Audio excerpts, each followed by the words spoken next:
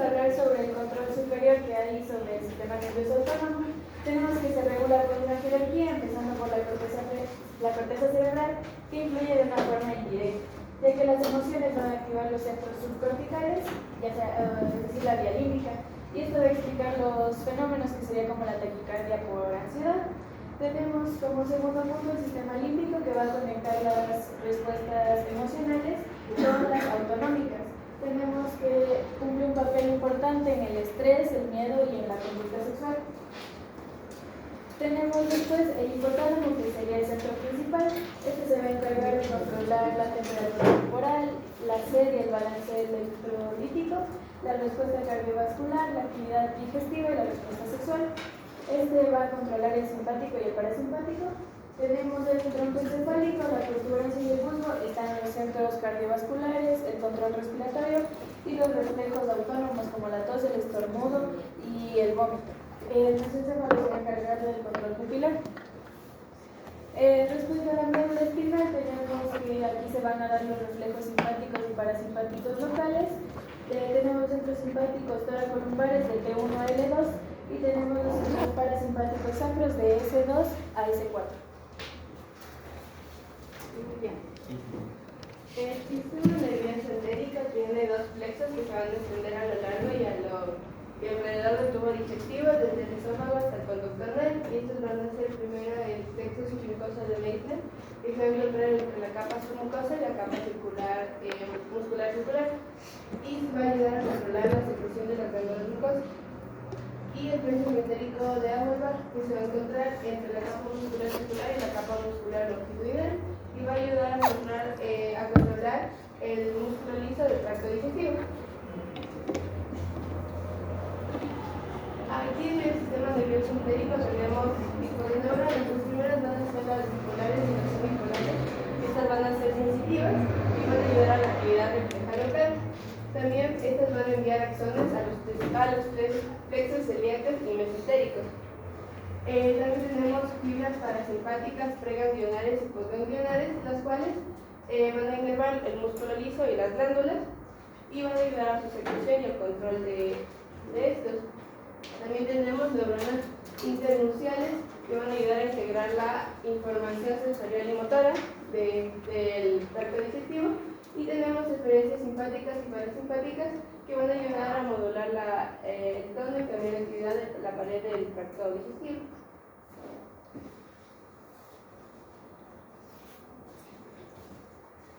Entre las funciones del sistema nervioso autónomo tenemos que mantiene la homeostasis, regula las vísceras y controla las funciones involuntarias esenciales para la vida. Por ejemplo, tenemos que entre las funciones del sistema nervioso simpático de lucha o huida nos encontramos con lo que ya veníamos hablando: el aumento de la frecuencia cardíaca mediante beta 1, el aumento de la contractilidad del corazón, la vasoconstricción en la piel y vísceras mediante alfa 1, la vasodilatación en el músculo esquelético mediante beta 2, broncodilatación beta 2, midriasis, alfa 1. Entonces mira, por ahí, ¿se acuerdan que ayer hablamos vasoconstricción, vasodilatación? Puedes producir las dos dependiendo de dónde necesitas glucosa y oxígeno en el músculo esquelético, entonces tienes vasodilatación, pero en las vísceras no necesitas tanto y entonces vasoconstricción.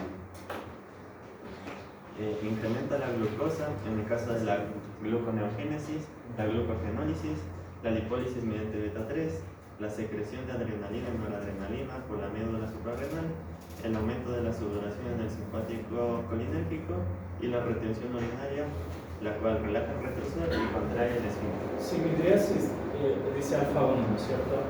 Midriasis, alfa 1, está bien. ¿Quién crees que haría meiosis?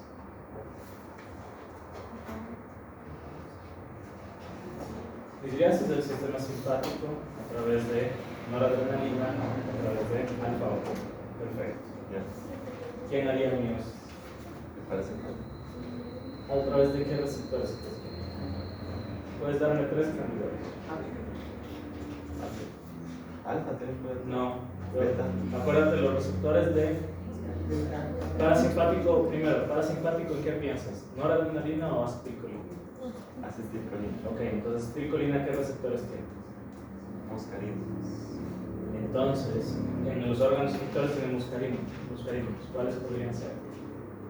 M1, M3, M5. Los M3.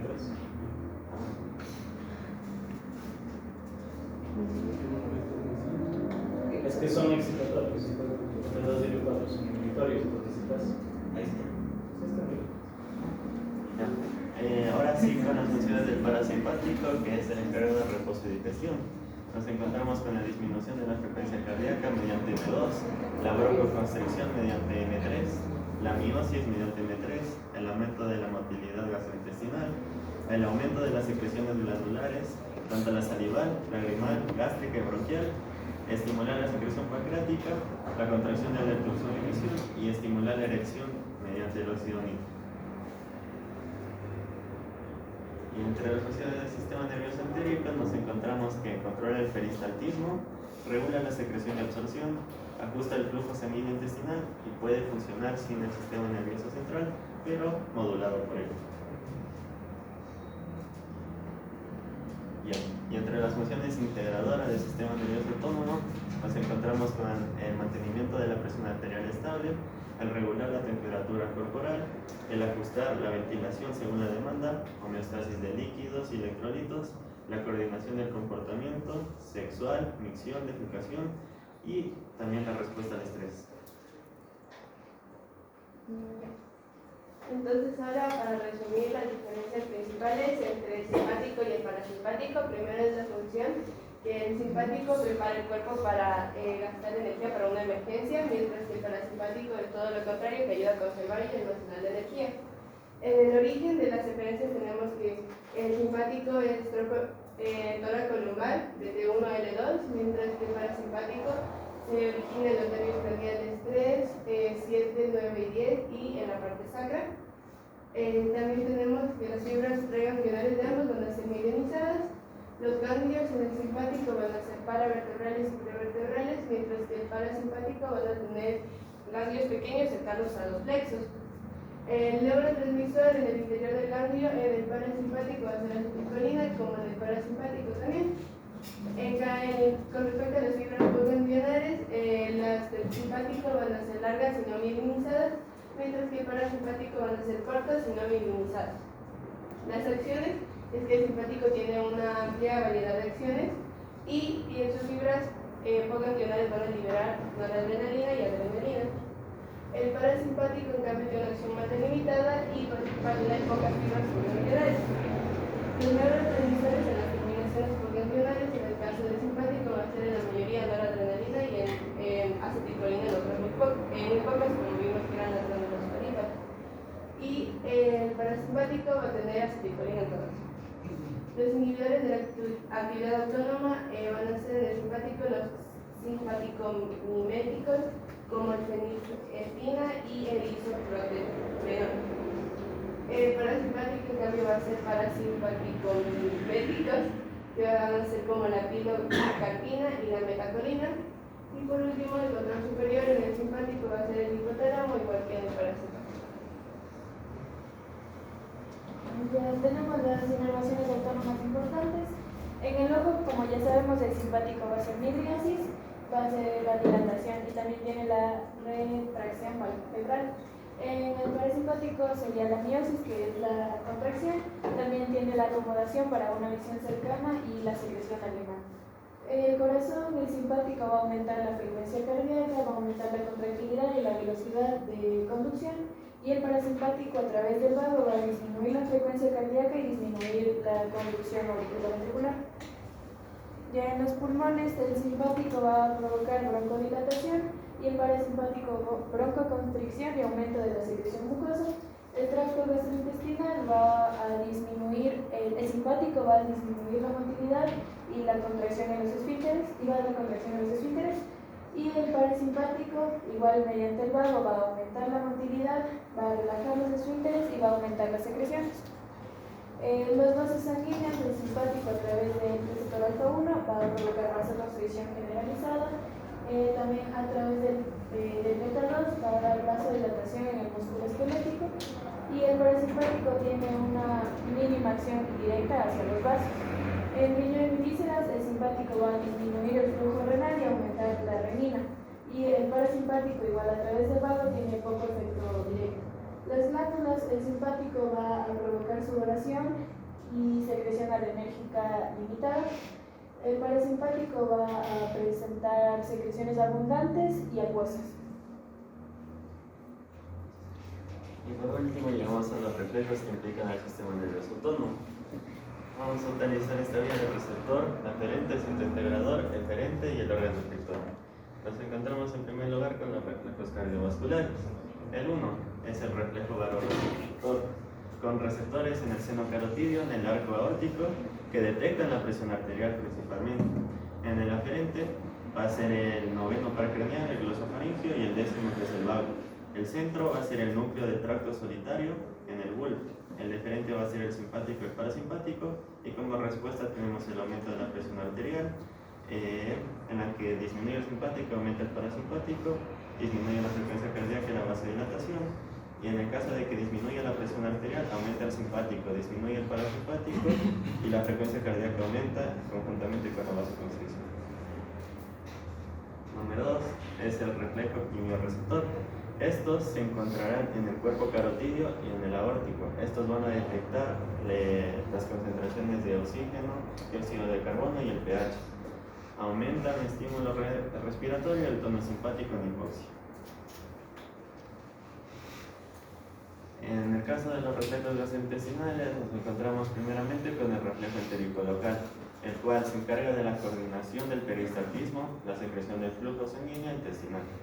El sistema nervioso entérico es casi autónomo.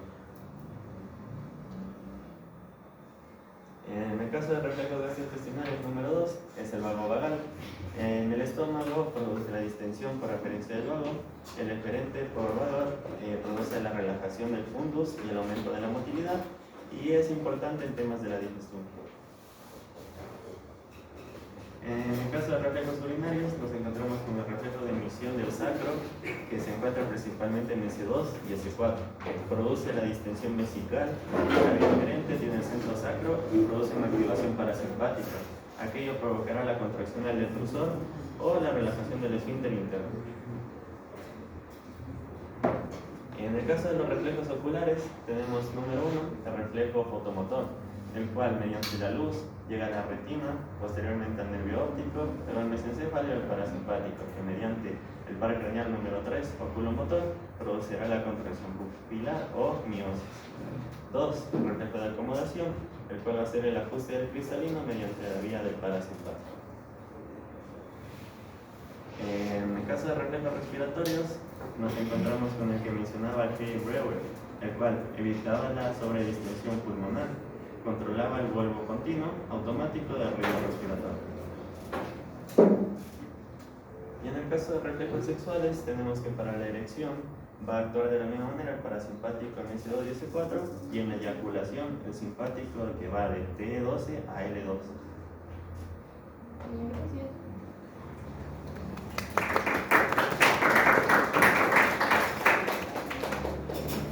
Bien, preguntas. Preguntas, seguros. Bueno, muchas gracias. Entonces, apágale nomás. Estamos listos para la lección y la definición.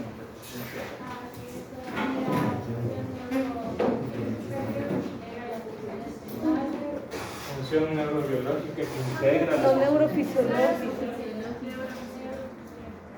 neurofisiológica que integra las. Que nos permite darnos cuenta de sí mismo y de... No, yo creo que tengo por ahí.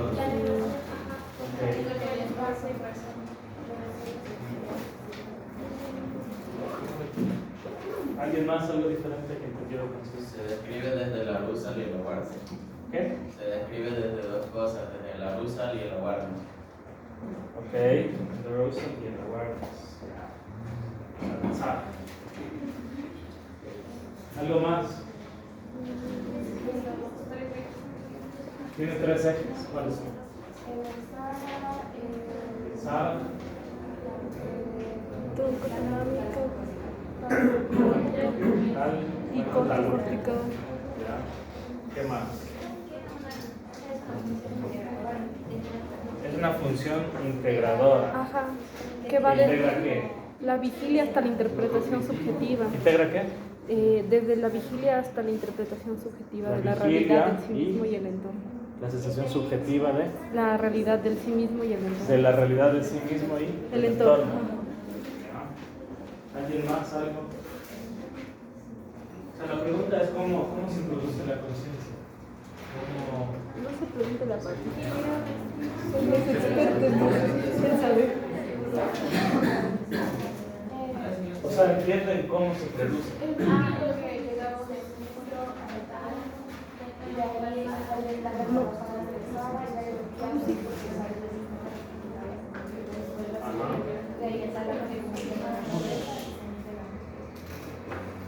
Pero ¿cómo se transforman los impulsos nerviosos? No importa lo que vieron, o sea, me refiero a lo que entendieron. O sea, cómo se transforman los impulsos nerviosos, los neurotransmisores, cómo se traducen en darte cuenta de las cosas, de tu entorno.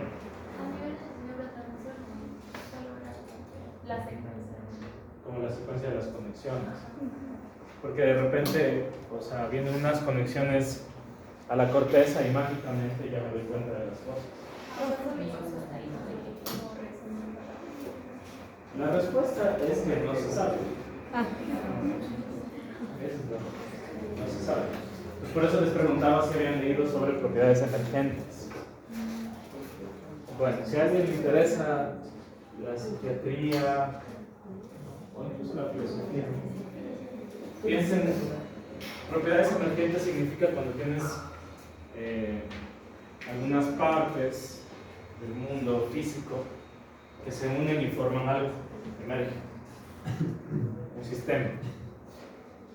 Entonces, por ejemplo, los sistemas automotores, o sea, los carros, son sistemas en los que tú unes diferentes piezas y puedes predecir qué va a pasar. Eso es una emergencia, o sea, un conjunto de cosas forman una nueva. Un motor con llantas, un chasis, son diferentes partes y emergen en un automóvil. Eso se llama emergencia débil. ¿Por qué se llama débil? Porque si tú unes las diferentes partes que tiene el carro, puedes predecir que va a funcionar como un carro. ¿No es cierto? Predices que va a funcionar. Pero hay emergencias, los sistemas emergentes fuertes. ¿Qué significa? Significa esto, que tú tienes una neurona que llega a la corteza con sus neurotransmisores.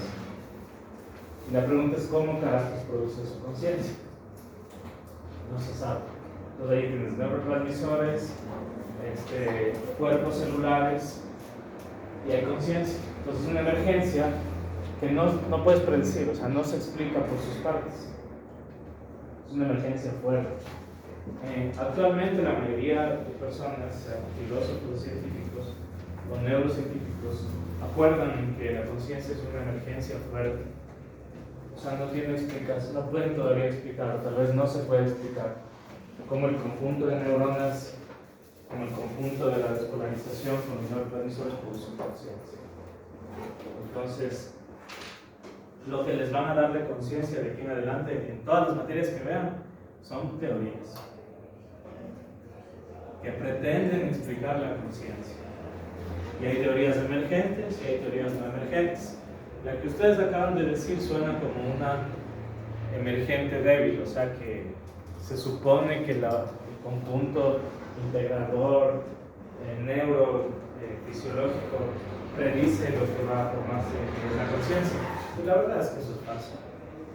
Porque si no, ¿por qué no se genera conciencia en el sistema simpático y parasimpático? Si igual tienes neurotransmisores, despolarización, cuerpos neuronales, etc. Bueno, entonces eso solo para pensar un poco. Entonces vamos a empezar. Primero,